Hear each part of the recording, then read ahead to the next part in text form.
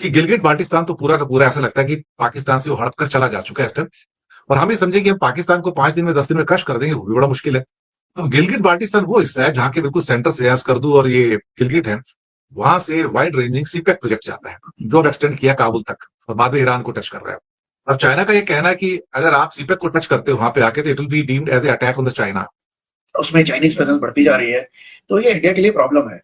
उन्होंने डिक्लेयर किया था कि हाँ भाई हमारे चाइनीज प्रेजेंस है, वो सटल हिंट दे रहे थे कि हम हाँ उधर है, इधर आप मतलब कुछ कार्रवाई मत करिए, तो ये प्रॉब्लम है। तो भारत के लिए मुसीबतें वेस्टर्न फ्रंट में भी बढ़ती हुई नजर आ रही हैं, और क्योंकि पीयूके का एक बड़ा पार्ट जो है वो गिलगिट बाल्टिस्तान है, करीब 70-72 हजार किलोमीटर का है, स्क्वायर किलोमीटर का है। अब उसके पास स्टेल्थ टेक्नोलॉजी भी आ रही है साहब। कई बार मैं हैरान होता हूँ, पाकिस्तान से खबरें आ रही है, इतनी जल्दी मॉडर्नाइजेशन कर कहां से रहा है वो आईसीबीएम कहां से बना रहा है 15,000 किलोमीटर की, अमेरिका को चिंता होती है। वो इतनी सारी सबमरीन्स कहां से लेके आ रहा है चाइना से और वहां से, कि गिलगिट बाल्टिस्तान तो पूरा का पूरा ऐसा लगता है कि पाकिस्तान से वो हड़प कर चला जा चुका है इस टाइम। और हम ये समझे कि हम पाकिस्तान को 5 दिन में 10 दिन में क्रश कर देंगे, वो भी बड़ा मुश्किल है। क्योंकि पीयूके का एक बड़ा पार्ट जो है वो गिलगिट बाल्टिस्तान है, करीब 70-72 हजार किलोमीटर का है, स्क्वायर किलोमीटर का है। और बाकी जो छोटी स्ट्रिप है उसकी मुजफ्फराबाद वाली, वो तो मुश्किल से 12-13 हजार स्क्वायर किलोमीटर है, तो टोटल करीब 80-85 हजार स्क्वायर किलोमीटर है। अब गिलगिट बाल्टिस्तान वो हिस्सा है जहां के बिल्कुल सेंटर से स्कर्दू और ये गिलगिट है, वहां से वाइड रेंजिंग सीपेक प्रोजेक्ट जाता है, जो अब एक्सटेंड किया काबुल तक और बाद में ईरान को टच कर रहा है। अब चाइना का ये कहना है कि अगर आप सीपेक को टच करते हो वहां पे आके, तो it will be deemed as a attack on the China. तो फिर वहां पे हमारे लिए एक तरह से स्थितियां बदल गई हैं। तो मैं मतलब मेरी प्रेजम्पशन ये है, हो सकता है मैं गलत भी हूं, तो भारत के लिए मुसीबतें वेस्टर्न फ्रंट में भी बढ़ती हुई नजर आ रही हैं, और अब उसके पास स्टेल्थ टेक्नोलॉजी भी आ रही है साहब। कई बार मैं हैरान होता हूँ, पाकिस्तान से खबरें आ रही है, इतनी जल्दी मॉडर्नाइजेशन कर कहां से रहा है वो आईसीबीएम कहां से बना रहा है 15,000 किलोमीटर की, अमेरिका को चिंता होती है। वो इतनी सारी सबमरीन्स कहां से लेके आ रहा है चाइना से और वहां से, वो इतने सारे नेवल शिप्स कहां से लेके आ रहा है। वो हम 5वीं जनरेशन की सोच नहीं रहे हैं, और पता लग रहा है उसके पायलट्स जाके ट्रेन कर रहे हैं। सर आप तो पायलट रहे हैं सर, फाइटर पायलट रहे हैं सर आप तो, और वो जाके ट्रेनिंग ले रहे हैं J-31 के ऊपर वहां पर। और J-35 2 साल में 24 महीने में डिलीवर हो जाएगा उसके पास।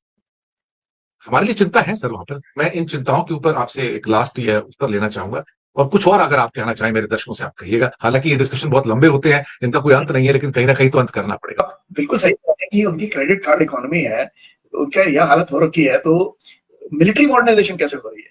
ये चीज ये है कि China, everything is coming from China. अब आप देखिए, पहले यूएसए से भी आता था, जब उनकी लड़ाई, जब यूएसए को हेल्प कर रहे थे वो एंटी टेरर ऑपरेशन में अफगानिस्तान में, अब क्या है, सब कुछ चाइना से आ रहा है। तो जो F-31 की बात की आपने, 5th जनरेशन एयरक्राफ्ट की, न्यूज में आता रहता है। अभी आपका J-10C की न्यूज आई थी कि बांग्लादेश लेगा।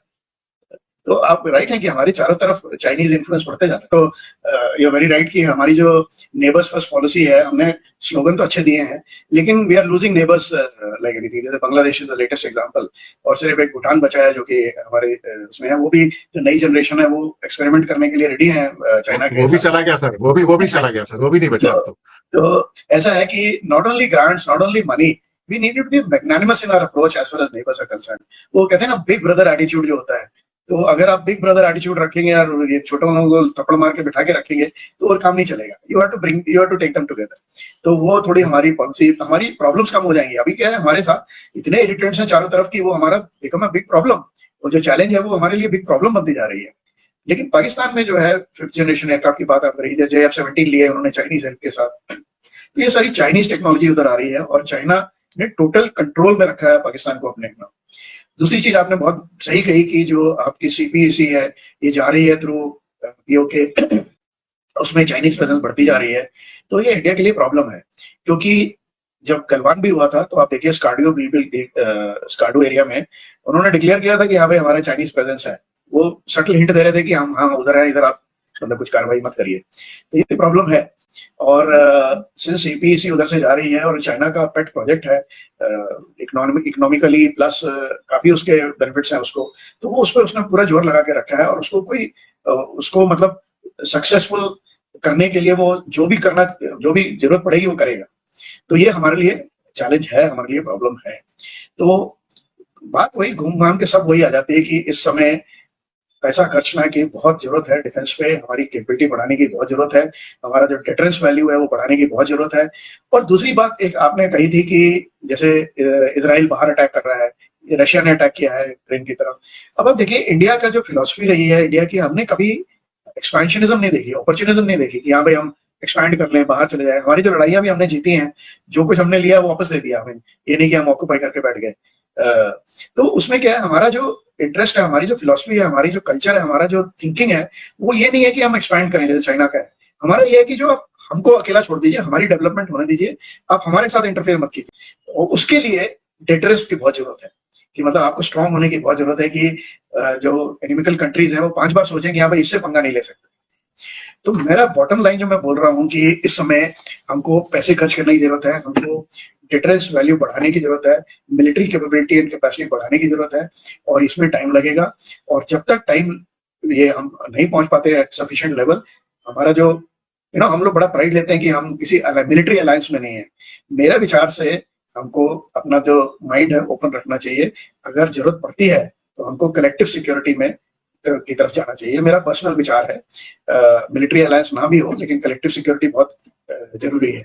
उसमें हम कर रहे हैं थोड़ा बहुत, लेकिन ओपनली हम लोग नहीं कहते कि हाँ भाई हम अलायंस में हैं।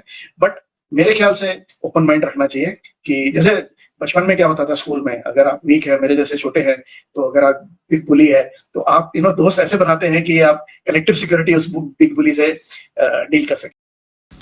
अस्सलाम वालेकुम गाइस, जैसा कि आपने देखा कि जो सच्चे एनालिस्ट होते हैं जो सच्चाई बोलते हैं, और वैसे भी हमारा जो पड़ोस का मीडिया है वो बहुत झूठ बोलता है। बट इस तरह के जो एनालिस्ट होते हैं जो सच्चे लोग होते हैं, जैसे कि वोहरा साहब जो हैं वो सच्चाई बयान करते हैं कि पाकिस्तान से मतलब आप जो है कश्मीर, पाकिस्तान का कश्मीर जो है वो आप लेने की कोशिश करते हैं तो आप क्या पाकिस्तान आपको थाली में डाल के दे देगा? मतलब इतना आसान है कि पाकिस्तान से ले लें आप, वो भी एक न्यूक्लियर पावर कंट्री होने के बाद आप ऐसी बयान दें ऐसी कंट्री के बारे में जो एक वजूद रखती है, एक न्यूक्लियर पावर कंट्री है जिसके पास अच्छी आर्मी है, जिसके पास अच्छे हथियार हैं।